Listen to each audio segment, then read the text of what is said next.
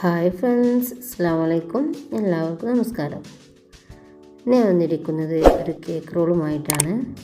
അതെങ്ങനെ തയ്യാറാക്കുന്നത് നമുക്ക് നോക്കാം.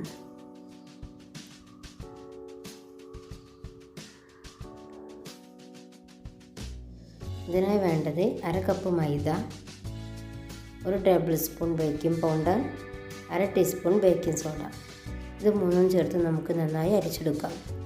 3 തവണ അരിച്ചെടുക്കുന്നതാണ് ഏറ്റവും നല്ലത്. 3 തവണ അരിച്ചെടുക്കുമ്പോൾ നമ്മുടെ കേക്ക് നന്നായി സോഫ്റ്റായി വരും. ഇതിപ്പോൾ 3 തവണ അരിച്ചെടുത്തിട്ടുണ്ട്. ഇനി നമുക്ക് ഇതിലേക്ക് വേണ്ട ബാറ്റർ തയ്യാറാക്കാം. അതിനായി 2 മുട്ടയാണ് ഞാൻ എടുത്തിരിക്കുന്നത്. ഈ മുട്ട നമുക്ക് നന്നായി ബീറ്റ് ചെയ്തെടുക്കാം.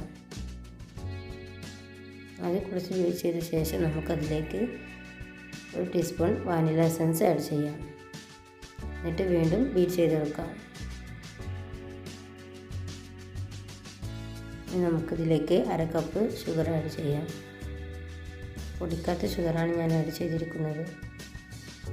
എന്നിട്ട് നമുക്ക് നന്നായി ബീറ്റ് ചെയ്തെടുക്കാം. അതിൻ്റെ നിറമൊക്കെ മാറി വരുന്നുണ്ട്. ഇനി നമുക്കിതിലേക്ക് 2 ടേബിൾ സ്പൂൺ സൺഫ്ലവർ ഓയിലും കൂടി ആഡ് ചെയ്ത് നന്നായി ബീറ്റ് ചെയ്തെടുക്കാം.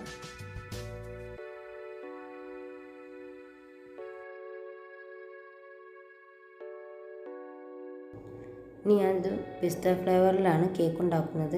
അതുകൊണ്ട് പിസ്ത എസൻസ് ഒരു 5 ഡ്രോപ്പ് ഞാൻ ആഡ് ചെയ്തുകൊണ്ട് എന്നിട്ട് വീണ്ടും ബീറ്റ് ചെയ്ത് കൊടുക്കുകയാണ്. ഇനി നമുക്ക് ഈ ബാറ്ററിലോട്ട് നമ്മുടെ ഫ്ലോർ ആഡ് ചെയ്യാം. കുറേശ്ശെയായി ആഡ് ചെയ്യണം, മുഴുവനായിട്ട് ആഡ് ചെയ്യരുത്. സാവധാനം ആഡ് ചെയ്ത് കൊടുത്താൽ മതി. ഒരേ ഡയറക്ഷനിൽ തന്നെ മിക്സ് ചെയ്ത് കൊടുക്കണം, അല്ലെങ്കിൽ നമ്മുടെ കേക്ക് ഹാർഡായി പോകും. ഇനി ബാറ്ററിലോട്ട് ഞാൻ 2 ടീസ്പൂൺ ചെറു ചൂടുവെള്ളമാണ് ആഡ് ചെയ്യുന്നത്. നിങ്ങൾക്ക് മിൽക്കും ആഡ് ചെയ്യാവുന്നതാണ്.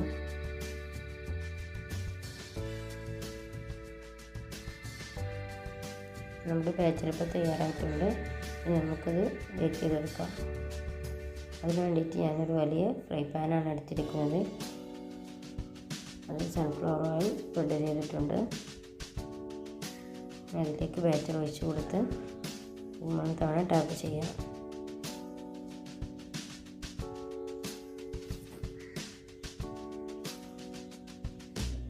എന്നിട്ട് നമുക്ക് അടച്ചു വെക്കാം.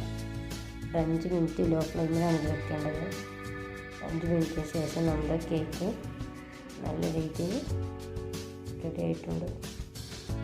ഇനി നമുക്ക് നമ്മുടെ കേക്ക് റോൾ ചെയ്തെടുക്കാം. ഇതിന് വേണ്ടി ഒരു അലുമിനിയം ഫോയിലാണ് ഞാൻ എടുത്തിരിക്കുന്നത്. നമുക്ക് പ്ലാസ്റ്റിക് കവർ ഉപയോഗിച്ചും ഒക്കെ റോൾ ചെയ്തെടുക്കാവുന്നതാണ്. ഇത് റോൾ ചെയ്തുകൊണ്ടും നമുക്ക് ഫ്രിഡ്ജിലാണ് വെക്കേണ്ടത്. ഒരു അരമണിക്കൂറെങ്കിലും ഇതിങ്ങനെ ഫ്രിഡ്ജിൽ വെക്കണം. നമുക്ക് ഇതിലേക്ക് വേണ്ട ക്രീം തയ്യാറാക്കി എടുക്കാം. ഞാനിത് കുറച്ച് കൂടുതൽ ക്രീം എടുത്തിട്ടുണ്ട്. നമുക്ക് ഇതിലേക്ക് ഇത്ര ക്രീമിൻ്റെ ആവശ്യമില്ല. ഇതിലേക്ക് ഒരു 1/2 കപ്പ് ക്രീമൊക്കെ മതിയാവും. ഞാൻ വേറെയും കേക്ക് ഉണ്ടാക്കിയത് കൊണ്ടാണ് ഇത്രയ്ക്ക് ക്രീം എടുത്തത്. പിന്നെ അതിലേക്ക് ആവശ്യമായ ക്രീം നമുക്ക് മറ്റൊരു പാത്രത്തിലേക്ക് മാറ്റാം. ഇതിലേക്ക് ഞാൻ യെല്ലോ കളർ ആഡ് ചെയ്ത് കൊടുക്കുന്നുണ്ട്. ബദാമിൻ്റെ എസൻസാണ് ഞാൻ ആഡ് ചെയ്യുന്നത്. നന്നായി മിക്സ് ചെയ്തെടുക്കാം. കളർ ആഡ് ചെയ്യുന്നത് ഓപ്ഷണലാണ്. 1 മണിക്കൂറിന് ശേഷം നമ്മുടെ കേക്ക് ഞാൻ എടുത്തിട്ടുണ്ട്. ഇത് സാവധാനം നമുക്ക് റോളൊക്കെ മാറ്റിയെടുക്കാം. എൻ്റെ കേക്ക് കുറച്ച് അടി കരിഞ്ഞിട്ടുണ്ട്. അത് ടേസ്റ്റിലൊന്നും വ്യത്യാസമില്ലായിരുന്നു കേട്ടോ.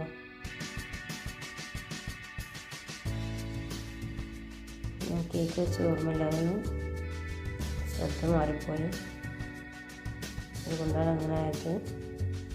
ഒരു 5 മിനിറ്റ് ലോ ഫ്ലെയിമിൽ തന്നെ വെച്ചാൽ മതി. നമുക്ക് നമ്മുടെ ക്രീമൊക്കെ അതിൽ നല്ല സ്പ്രെഡ് ചെയ്ത ശേഷം ഒന്നുകൂടെ റോൾ ചെയ്തെടുക്കാം.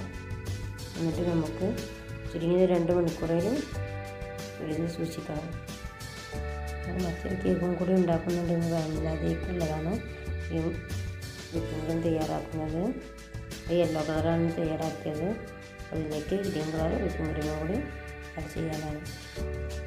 ആദ്യം ചെയ്ത പോലെ തന്നെ ക്രീം നന്നായി സ്പ്രെഡ് ചെയ്ത ശേഷം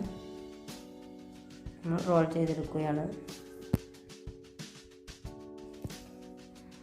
2 മണിക്കൂറിന് ശേഷം ഫ്രിഡ്ജിൽ നിന്ന് എടുത്തിട്ടുണ്ട്.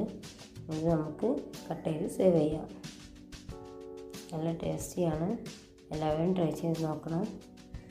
ഇത് നമ്മൾ കൂടുതൽ സമയം ഫ്രിഡ്ജിൽ വെക്കുന്ന ടൈമിനനുസരിച്ച് ഇത് കൂടുതൽ ടേസ്റ്റിയായി വരും. 2 മണിക്കൂർ കൂടുതൽ വെക്കുകയാണെങ്കിൽ അത്രയും നല്ലതാണ്. നിങ്ങൾ ഇതുവരെ എൻ്റെ ചാനൽ സബ്സ്ക്രൈബ് ചെയ്തിട്ടില്ലെങ്കിൽ തീർച്ചയായും സബ്സ്ക്രൈബ് ചെയ്യുക. തൊട്ടടുത്തുള്ള ബെല്ലൈക്കൺ പ്രസ് ചെയ്യാൻ മറക്കരുത്.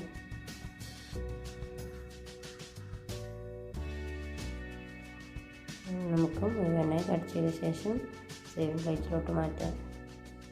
എല്ലാവരും ട്രൈ ചെയ്ത് കമൻറ്റുകൾ അറിയിക്കുക.